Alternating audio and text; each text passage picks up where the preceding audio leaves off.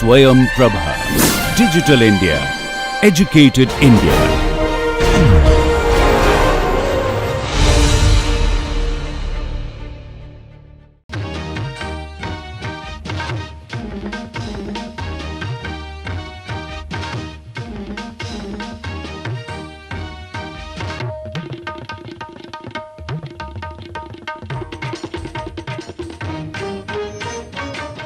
Welcome to all of you. So, this is the first week, first lecture on the course Scheduling Techniques in Projects.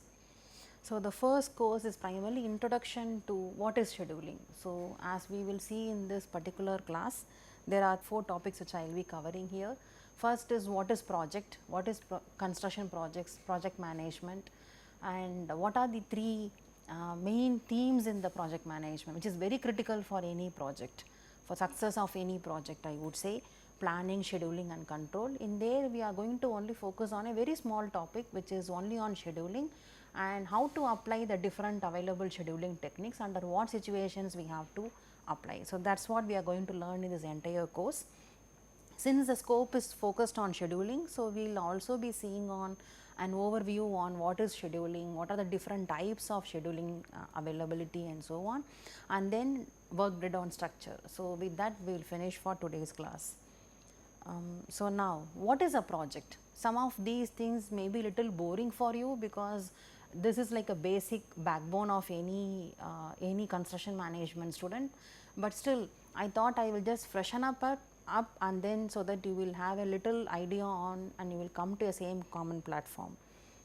So, what is a project? So, a project, there are so many definitions all over the place, and if you look at the famous PMBOK definition on project, it has a collective several stages. One unique words which I would like to underline here are every project is unique. Okay. For example, manufacturing a stapler. So, 1000 staplers if you are manufacturing, that is not called as a project, but the initial arrangement in which you are trying to figure out and then do primarily in how to get out a stapler, we can call it as a project. So, every project is primarily unique in that it requires doing something different from what was done previously. A project must have a specified objective to be completed with certain specifications. So, what is it I wanted to do? Maybe I want to build a house, okay, that is a specific objective I have there, and certain specifications also I want. I want a very lavish bungalow setup, or I want a very simple home and with minimum cost into it. So, there is some specifications or guidelines into how I want to achieve my objective, and there should be a specific start and a specific end date for the whole project. Maybe I want to start the house construction maybe in the next 1 month or so, and I would like to finish it in 6 months. There may be a specific plan in everyone's mind when you want to perceive any project, and it should also consume resources. Resources can be in multiple forms: manpower, materials, machinery, money also can sometimes be a major resource component when you are working on a project. Now, if you look at the projects, so what can be called as a projects? Projects can have a varied range. It can range from simple repair works or a medium type of works taken up by most public private sector properties, or the complex infrastructure construction projects like your roadways, railways, airways you can take. So, all these can be called as a project. So, whatever is you want to classify, it should have the above defined objectives, then they are all called as a projects. We may also have urgent projects, secret mission projects. So, the way we operate all these projects will vary from one to another, but everything can be called as a project. Now, what is construction specific? Let us go little into construction. So far I gave a very broad definition. Now, we will see what is construction. There are some typical characteristic features of any construction industry. For example, it is the largest industry in the world, that nobody can deny. We are the largest employers in manpower compared to any other sector next to agriculture. Most projects exhibit time delays, cost overruns or conflicts among stakeholders. Every time no difference of opinion, or maybe they have understood the project in a different way. So, there are some conflicts at each and any stage of the project with primarily with the stakeholders, and most of the projects are always boiled with uncertainty, complexity, because many of the reasons can be narrowed down to lack of clear understanding in what the client requirements are. okay, apart from the real complex nature of the project itself. So, these are the characteristic features of any construction industry you can talk about. Apart from, there are other issues like environment situations, then unskilled laborers in the industry. All these enhance the complexity and the problems which we face in construction industry. Now, how does a construction project start? So, the construction project generally starts with a project owner's desire to do or perform something. It can be create an, for example, if it is a government project, it can be even create something like an airport project or something. For if it is a private party, it can be set up in an apartment projects. So, it can vary from people to people, but there is primarily a desire to do something, okay. And success of the project lies in how best the typical two parties apart from the client or your designer and the contractor, and how they have understood or perceived completely the owner's desire and they have implemented in their own design or in construction. There lies the complete success. So, if you look at project management in construction industry, or what we call it as a construction project management, it is primarily a professional practice of planning, scheduling and controlling a finite number of resources to achieve a set of goals. So, very simple a definition we have, but when you start working on a project, you will understand this is really complex when in a construction environment. So, with this background, now we will see where we are right now. Let us just give a glimpse on why is it so complex right now, okay. So, project management in the past 50-60 years and the project management done recently in the last 10 years maybe, if you want to look at. So, I just wanted to just list out what all the projects has happened, construction projects has happened. If you look at the traditional project, I have given a name called traditional and modern. It does not mean the management techniques were traditional and modern, it only I wanted to say the timeline with which these projects have happened, okay. So, if you look at few examples, maybe India Gate, Qutub Minar, I am just taking examples in and around Delhi only. India Gate, Qutub Minar, Red Fort, Lotus Temple, Rashtrapati Bhavan. So, you can see so many examples which had happened in the last 50 years back, okay. The current projects, if you look at Akshardham Temple, Delhi Indira Gandhi International Airport, Delhi Metro, Yamuna Expressway, very successful projects I can list out on the other extreme also. So, how was the project management differ in those days compared to now? In those days, there was a rigid environment, they took so many years for completion, maybe they did not even have a proper mechanism to look at time overruns, cost overruns, impact of all these onto the projects. There was one deciding authority and the entire team had gone ahead in the same way. Now, we have many challenging environment. If you want to, even the owner starts asking, okay, how much, why are you delaying the project? I want the project in 1 year. Okay. So, now the knowledge is like spread across the whole community, and so the environment is very challenging and everybody wants to build something unique compared to others and they wanted to be in the name fame. So, all these have created the challenge in the environment. So, there is a changing trend set now and owners also want more and more in these days. Okay. In the earlier days, people always had worked in silos. So, which implies somebody has told me what I have to do, so I am only very focused with that alone. I am not worried about what X, Y or Z in my team are doing at all in the project. Okay. But right now, people are very curious in knowing what others are doing, so that they can also share ideas, share their tasks, or they can get some inputs from them. They can also share their outputs to others. So, there is an integrated project delivery sort of an environment which is still existing in these days, I would say. Okay. So, the one advantage I would call in the traditional project management methods are the entire team was sitting in one place close to the project site or in and around in the project site till the project was completely done, okay, which is primarily we call as co-location. But right now, the entire team is, most of the projects you will see, this is a common scenario, they are spread across the entire globe. Okay. And they primarily try to operate using clouds, share their models using clouds, or they send through emails, whatever mechanism. So, primarily the face to face communication, the real constraints which are faced by the people are not really understood by the team, and there is a lot of issues in there. Okay. But that is how the today's environment has to go, because with the technology fast in pace, people do not have the time to travel to one place to another, sit there and do nothing other than focus on the particular project, because they want to do multiple projects at one time. So, and the list goes on, and but just comparing on what happened 50 years, they were also successful projects in those days, and why still project management is really getting into very challenging mode. Okay, I just thought I will just put down all these points. So, primarily this is what is a current scenario right now. Okay, the owners want more and more. The scheduling techniques available 50, 60 years back were not enough at all right now. So, we wanted more techniques, more solutions, more challenges, more innovation. So, obviously, we have to keep the project management to the latest trend as with the market. Okay. So, let us start looking in. As I told you, the scope of this entire course is towards scheduling. So, let us move more on into the scheduling part. Okay. With the last few slides, you would have understood the planning, scheduling, control are the three, like I would say, the triangle of any construction projects. So, this is a PMBOK 5 process groups. It is a very simple diagram. I thought I will just showcase this and for me to continue with my theme.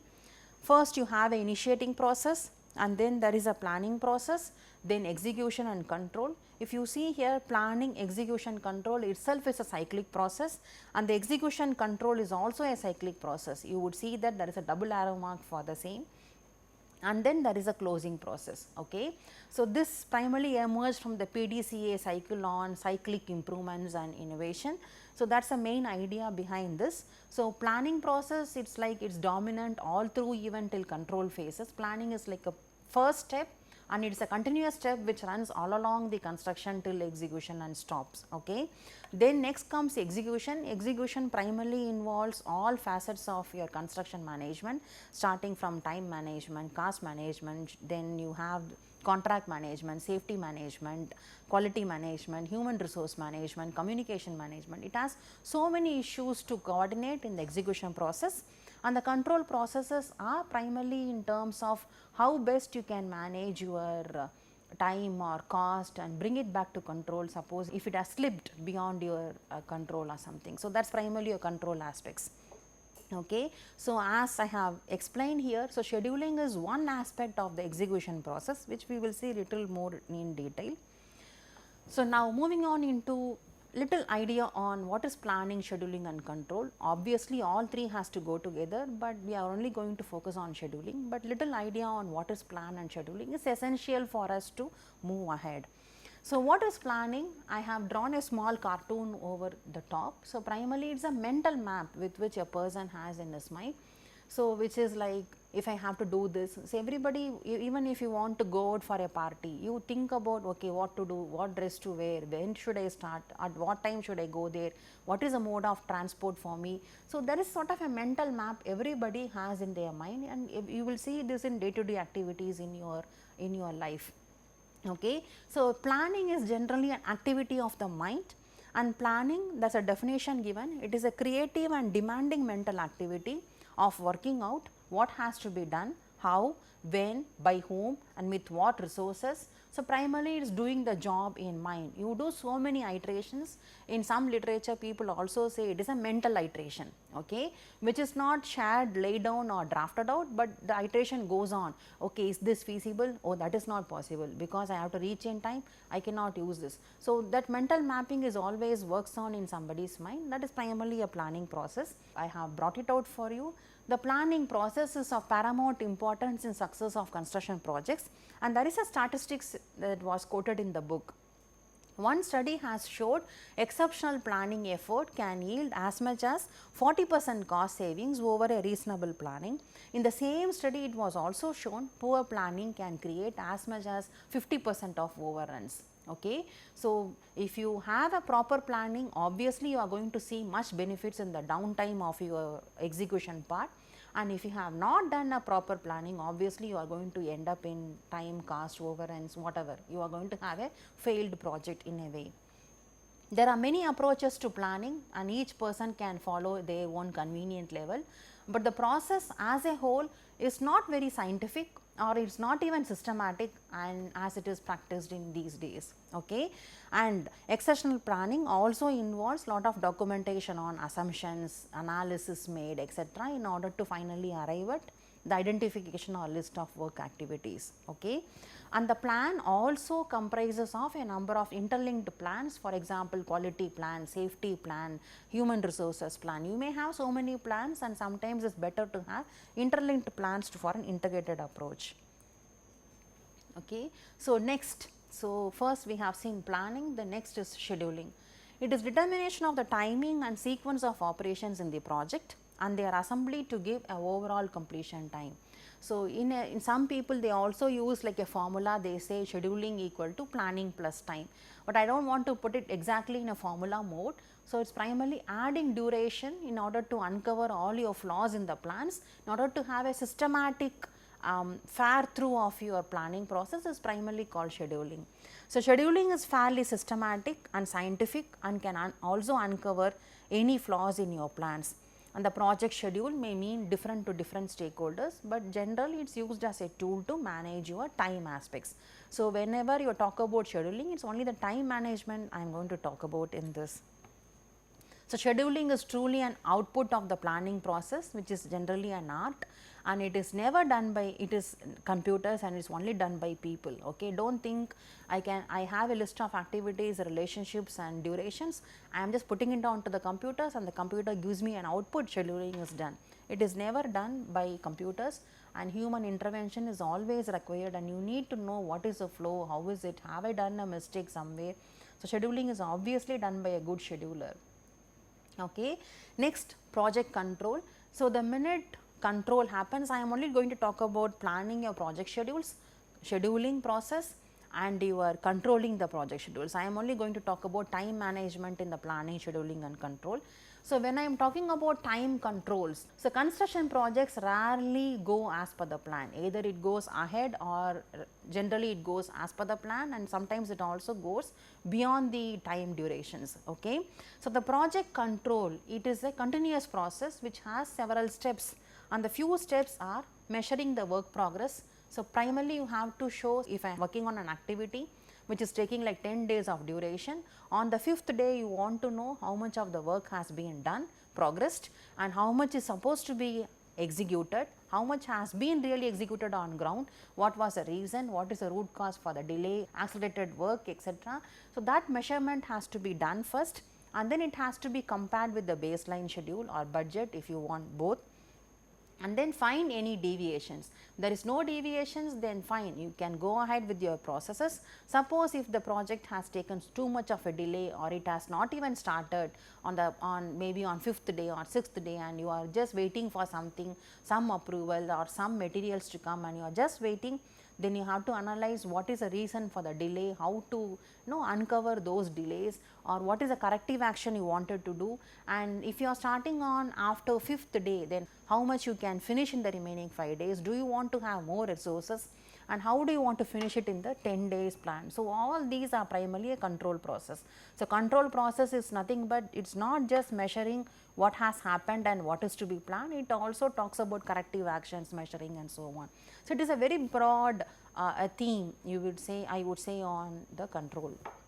So, project control generally refers to time and cost control only. Other controls are also available like quality, safety, etc., etc., okay, which has to be dealt in a very different manner. Only time cost control is really easy to monitor and execute in the sites.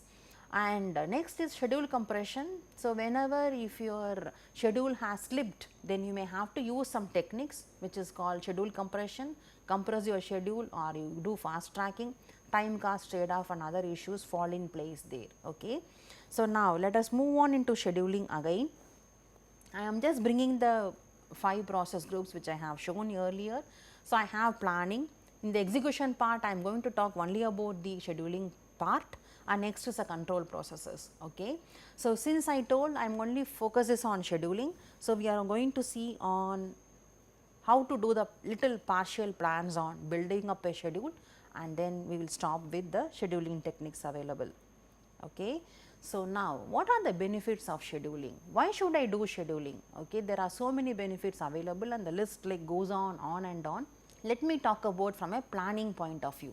Okay, so there are several views I have highlighted in different forms. I should know how much of resource has to be assigned in the project, how many resources has to be consumed for activity A, B, C, etc., etc. So only when I know this, I can always build my schedule. So primarily this helps you to assess or assign the resource utilization. Anyway, while we are discussing on how to derive at activity durations, we will also see little on the resource combinations, how it is really playing a major role in arriving at your durations. Next is to predict project completion time. Only when you are putting individual activity time durations and then you are having a very large network diagram, then you will really come to know what is the time completion for my project. Is it 1 year, 6 months and so on. That curiosity everybody will have on the project management side. The next, not only on the total project completion time, and somebody really wants to also know what is the individual milestones completion time. Suppose if I want to build a very big lecture hall complex or something, when will the classrooms be ready, when will the auditoriums be ready, when will the labs be ready. So there are several milestones in the whole project and somebody wants to know when are these milestones can be achieved. Okay, so individual milestones also you will come to know when will they be achieved. The next, to avoid conflicts or clashes in the work sequence, as we have seen in the scheduling itself, when we are assigning your plans with the time duration, you also try to uncover the flaws or the mistakes you do in your planning process itself. Some unachievable plans, whatever you have, methodologies you have, all get uncovered when you are putting it on in your schedules. So it can also avoid conflicts, clashes later on. If you don't have a proper scheduling, it may later on prop up when the execution is going on. So it can also help you to avoid conflicts or clashes. The next important thing is I can also know what is my cash outflow and what is my cash inflow. When all my cash is spent on various activities and when will I get the payment, how much work I can complete till that date so that I can get the payment back. So I can easily plan or calculate or anticipate my cash outflows and inflows. So this scheduling document is used for multiple purposes. The next, as we have seen in the control slides, so to monitor and control the project progress, obviously how much has happened and how much has to be happened and where is the gap between the as planned and the as execution. It's primarily it helps you to monitor. To estimate the impact of changes. Suppose a owner in the midway of your execution says suddenly that he doesn't want X or Y part in the whole project and he wants to be changed something. Then you can also easily come up or arrive at, okay, what is the change because of a small segment modified or a new segment added up in. So you can estimate the impact on changes on a projects. It also serves as a record in terms of delays in the work. Okay. So sometimes when the delays are there, is it a owner related delays or contractor related delays, and is it like shared, is it on the critical path, is it on the non-critical path. So all those it also helps you to record. To settle or verify disputes in case of delays, which is what I said. So suppose the owner and contractor both have a mutual misunderstanding saying that this is not from their part, the delay has happened and the other party has to take care of all the penalty, then this document on scheduling, the initial scheduling, helps in a way to settle all the disputes and verify the case properly. And the list goes on onto the benefits of scheduling. Next, so types of schedules. There are so many types of schedules. Anyway, when we see the duration estimation, we will also have little idea on how the individual activity duration have emerged and also how these names have come in. We will see little more at that time. So types of schedules, there are broadly 3 types. In the arbitrary basis, what happens is the owner just indicates the project start and end dates. He says the project feasibility time of start will be next after 1 month and the end date will be after 6 months. So he just arbitrarily indicates. So the real practical constraints are not at all analyzed in these arbitrary basis because it comes as an urgent mission or it comes as an compulsion or pressure on the person. So these type of schedules we call as a schedules are derived out of a pressure from the clients. Okay. The next is intuitive basis. So, prepared, again these are all prepared without using any formal scheduling techniques, and very effective when the contractor has extensive experience on projects. Suppose if the contractor has worked on a project and he is supposed to work on a similar project in another 5 or 6 years, with his experience, vast experience he had in the previous project, he can always use his intuitive basis to in order to fill up the entire schedule. So, those type of schedules we call it as a intuitive basis. The next is scientific basis. Here it is a formal scheduling techniques are used for analysis and for schedules, and the contractor uses methods for scheduling and he executes it. So, fairly a scientific basis, which is what we are going to see right now. And here there are 3 types of schedules which researchers have identified. There are again many more types, but we are only going to see 3. One is logic driven schedule, the other one is resource driven schedule, and the third one is information driven schedule.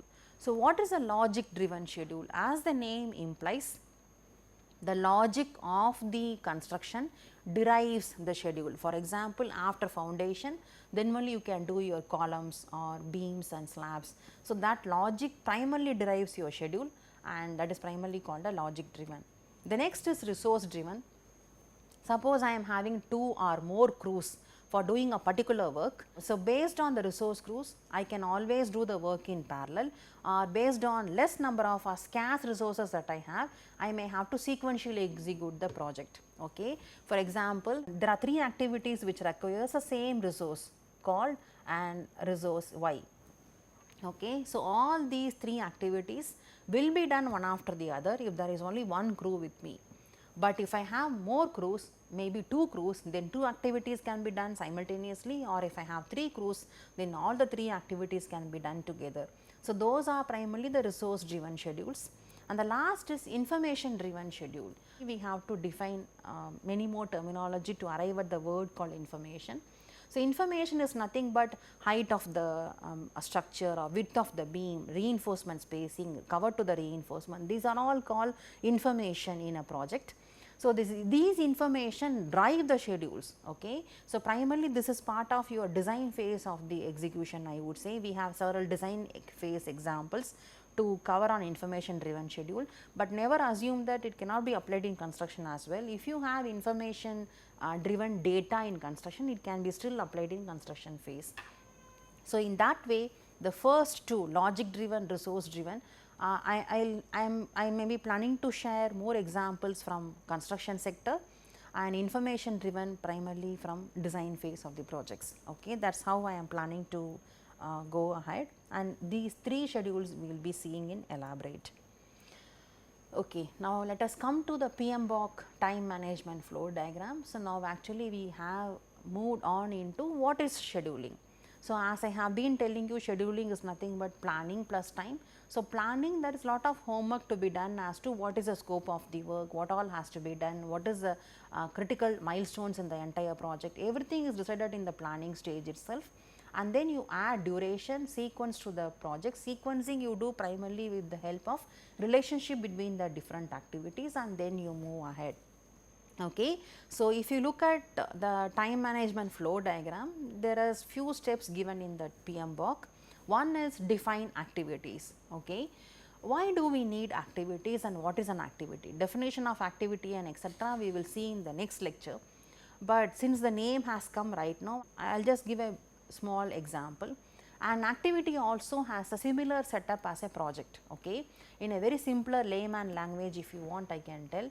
So, project and activity both have similar terminologies, in the sense both are having a definite start, definite end, both have a specific objective, both case they consume resources. Then why project? Suppose if you want to think about an auditorium project, it is very difficult for you to monitor an 6-month project in one go. So, these activities are nothing but the breakdown of the project into smaller groups, so that you are able to perceive the project, and you are also able to control, you are also able to imagine all the assumptions and then monitor the whole project. Okay. In that way we call it as activities, and hence we have excavation, foundation, then column footing. So, we have shuttering, de-shuttering, we have so many activities from that point of view. In the next is sequence. The relationship between each activity is, once you determine that, then you can easily get the sequence, whether I am having all independent activities or dependent activities, what is the sequence between those activities can be really seen. Then the next is estimation. So, primarily I need to have, as I told, we are seeing on scheduling, so it is time aspects. Okay. So, time aspects can come from two forms, either you fix the duration and decide your resources, or you decide your resources and then fix your duration. So, both has to go in parallel, that is where I have written it like this. Okay. So, one is called duration driven schedules, or it is resource driven schedules, whatever. If I have 5 crores, my schedule will be of, my duration of the activity will be different. If I have to finish my activity in 10 days, then what is the crew size I have to go ahead. So, that is primarily the two differences we have, and then you develop your schedule mechanism. So, this is a broad flow diagram which we have it for time management. So, now first task, define activities. In order to arrive at a list of activities, there are some techniques available. The very famous technique in construction is your work breakdown structure. Some people say it is part of a planning process also, some people say it is a part of a scheduling process to arrive at a list of activities. So, I thought I will cover this for today, and then in the next lecture we will really see the definitions of activities, relationships, durations for each activity and so on in detail. Okay. So, work breakdown structure, the famous short form is WBS. So, what is this WBS? It is a hierarchical representation outlining the structure of work for a project. So, the smaller and smaller groups of work until the lowest manageable level, often it is called activities, that is primarily called as a work breakdown structure. In general, it is an iterative process. Why? Because as and when you start developing a WBS, the scope of the work is also determined along with the WBS generation. So, at 10% start of the project, you have very little information on the project. Then after 20% start of the project, you have some more information coming in, some more players coming in, some more scope of the work gets clarified. Then you may have more data coming in. So, then you may have to try, modify, do this and this. So, this keeps on evolving, and hence it is generally termed as iterative in nature. And WBS can be used as an instrument for scheduling, personal assignments, which implies human resource assignments, resource allocations, and measuring the project progress, etc. So, it is also used in a way for doing that. And the purpose of WBS is to demonstrate clearly to all parties involved in the project how the each task is related to the whole project in terms of budget, schedule, performance, again responsibility, who is going to execute the work, or the physical assets of the whole project. For example, I have given an example, this is one activity example. So, at the end of a WBS, somebody has to build up a chart like this, not necessarily in the same form, but these are the information which goes into that activity. Okay. Activity ID, this is primarily a housing project, and the first activity in the housing project is called line plan. So, what is that line plan all about? So, the description is line plan, assumptions made. What is the assumption? The customer is supposed to be available till the architecture drawings are finalized. That is the assumption made for the line plan execution. Time required approximately 1 week. Resources, how many people you want, one architect is enough for consultation, and even that person need not be available permanently, maybe 1 hour per day is enough, maximum of 6 hours is more than sufficient for the whole work. And the discussions can happen through telephone, email discussions and what not. So, what is the cost consumed for this activity? 2500 rupees we have to pay for the architect per day, that is the whole cost part. And who is responsible to execute this line plan? It is a project manager. So, who is in charge for executing this work? It is a project manager. So, like this we have to derive for each and every activity, that naturally comes with all the assumptions you are putting in, and you are actually deriving and decomposing your project into various levels. Now, let us see an example also. This is a simple example, and developing a construction management laboratory. Actually, this was a live example which happened in our premises, but I have modified the example just to showcase the problem as such. So, this is a room. Okay. So, the room was not functional for few years, and this was supposed to be taken up by the construction management group in setting up their laboratory.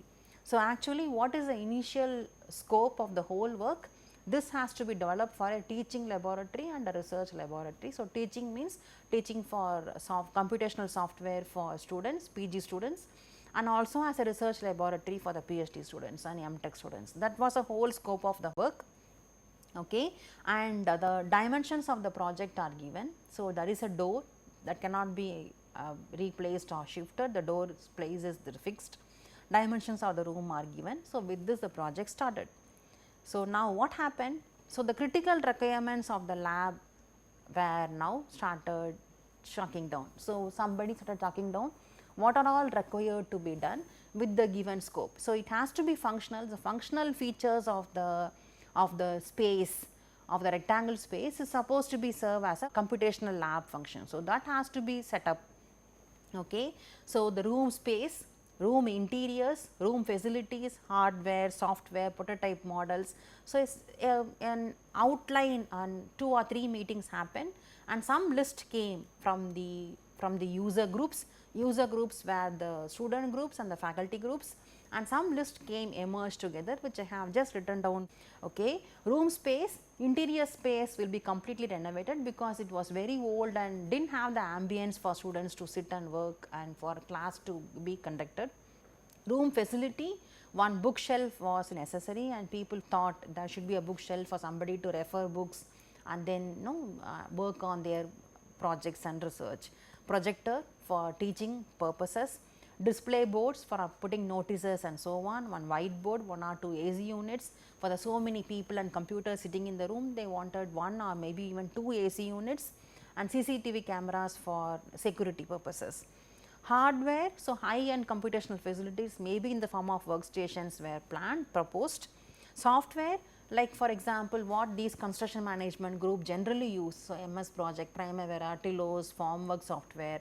So, all these were, so the list went on, and as and how many were there, they wanted to implement that many software for installations. The prototype models also, because it was supposed to be an construction laboratory, they also wanted working models, maybe a small backhoe or a crane setup, showcase to the students and teach in the class as well. So, the ambience also was planning for a display models. And next is occupancy status. So, seating capacity approximately with the current situation, we planned for 10 PhD students and 20 MTech students who work in the projects should be able to sit very spaciously and without less disturbances, they have to sit and work in their labs. So, this was the, so after the purpose was drafted out, room was given, after 2 or 3 meetings had happened, the first cut idea on what is the requirement for the lab emerged. Okay. Then what happened was, so this I am highlighting it because I am going to explain this in detail. So, seating capacity was 10 PhDs and 20 MTechs. Okay. Then the WBS structure started evolving. So, which should define the scope of the whole work. Okay. Keeping these the requirements of the students and the users. So, WBS I thought I will just put it for you.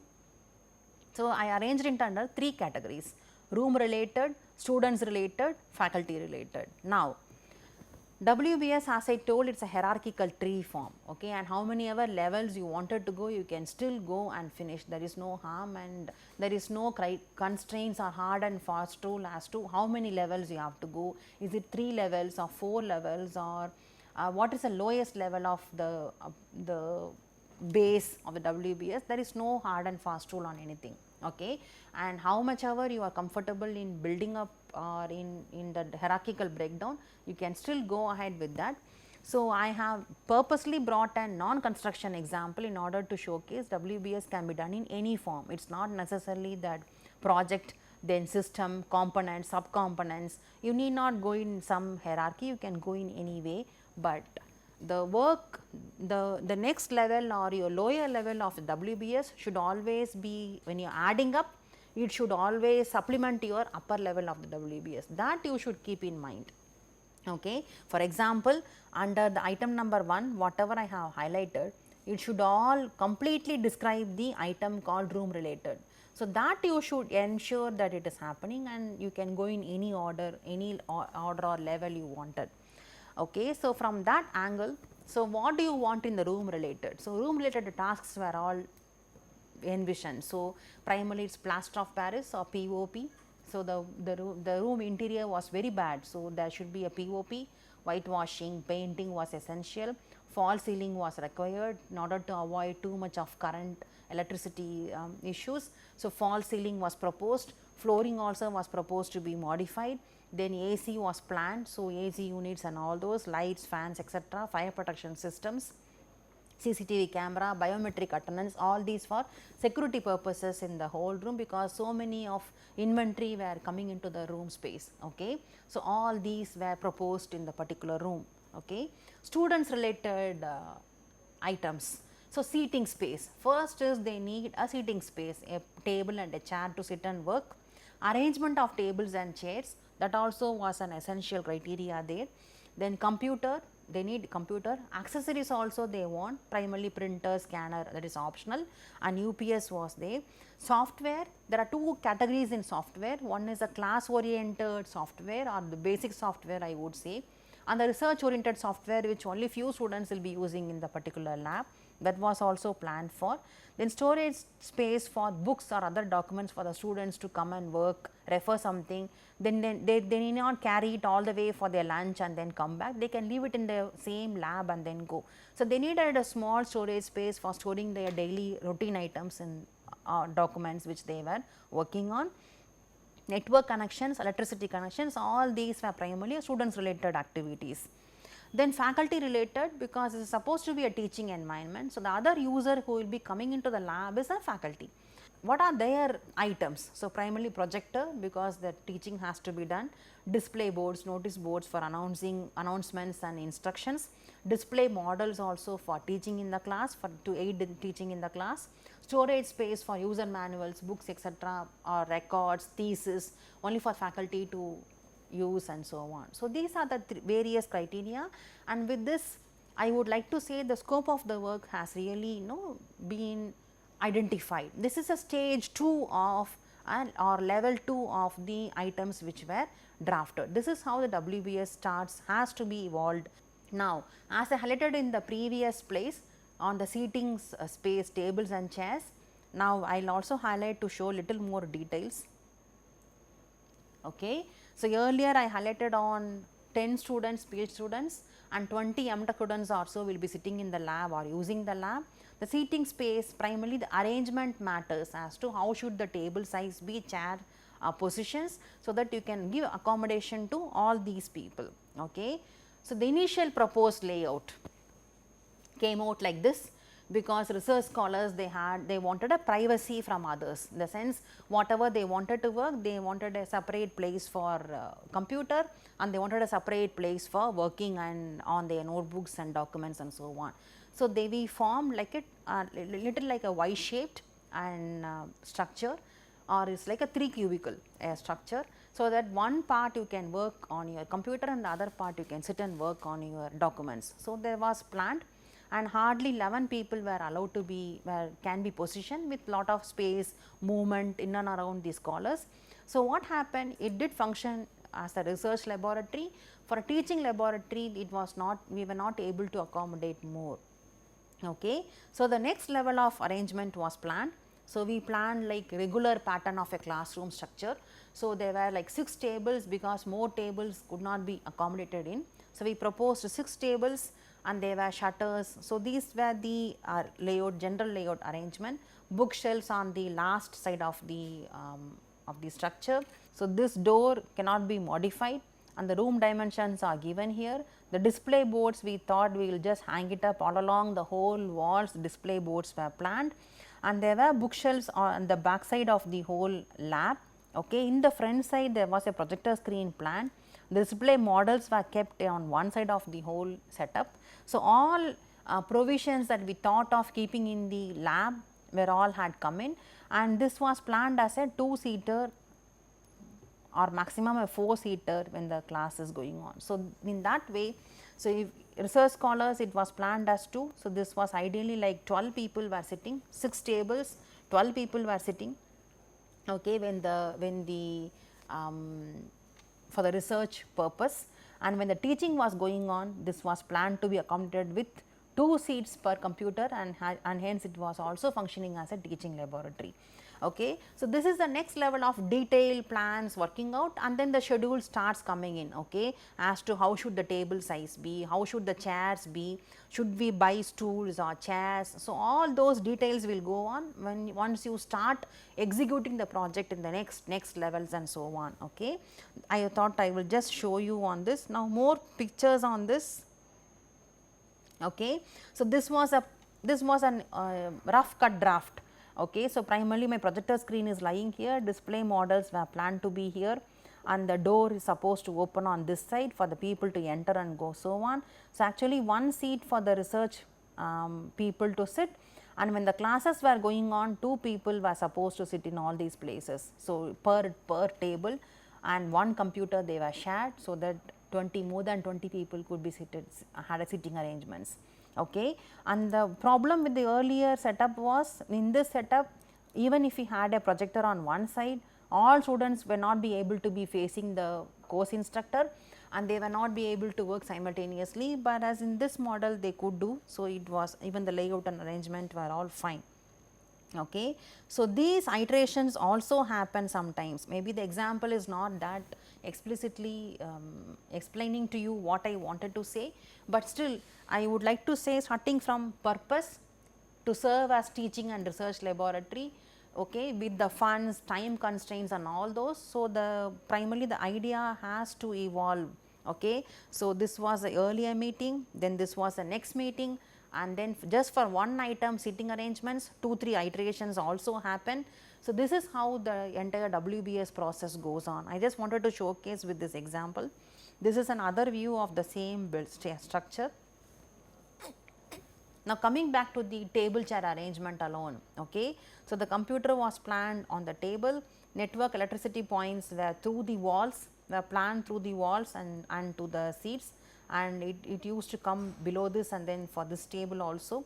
Printers cum scanner was planned to be here, UPS there was a small provision for putting in the UPS, storage space. So, all students related activities all has been accustomed here. Okay. This I would say the WBS was able to capture the complete scope of the project. Some cases it does not do, okay, because of the budget, other constraints. Some cases you may have to modify also, but in this case it was able to capture the complete requirements of the students related. Okay. So, just wrapping up for today's lecture, we started on introducing what is a project, project management, definitions on the project and management, etc., and then we moved on into planning, scheduling and control. We have seen all the 3 little in detail. Scheduling we have seen in much more in depth, and as to the benefits of scheduling, then types of schedules, okay, and what is the various ways of doing the scheduling, for example, logic driven, resource driven and information driven scheduling, and then what is the sequence of doing a scheduling activity as such. So, first is defining activities. So, WBS is a very famous step with which you can define the list of activities without omitting or without missing any information. You can derive the complete list and using WBS, and also WBS serves as a document for scope definition. Okay. It also tells you what is the scope of your entire work. Okay. That I showed with iterations how the WBS can be evolved, okay, with the same example on developing a computational laboratory. The same example I will use in the next lecture also to show, I would say, hierarchical breakdown has moved on into list of activities, relationships, duration among the activities, scope modifications, how it got incorporated, and constraints that faced in the projects. So, let us see little more in the next class along with defining the activities, relationships and so on. So, the next lecture is also supposed to be an introductory lecture on inputs to scheduling only before we start the real networking diagram. Okay. Yes, thank you.